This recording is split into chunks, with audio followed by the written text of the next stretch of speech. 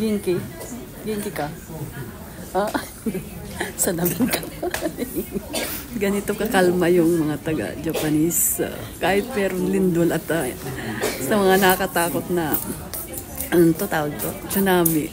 Kasi alert kami ngayon. Kaya dito kami. Oh. Alerto. Kalmante pa rin kami. Oh, di ba si boss?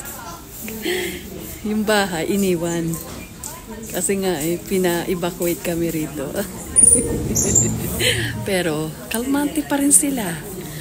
Ako kaninang nag-umpisa na alas 4, lumabas ako ng bahay. Hindi niya alam ni boss nasaan ako. Hinanap ako. Nakakatuwa siya. Sabi ko, nasa labas na ako.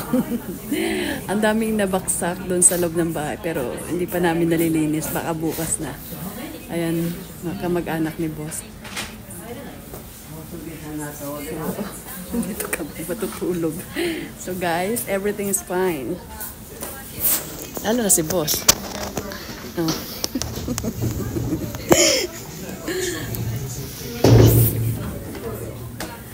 Eskwelahan to eh. Eskwelahan to.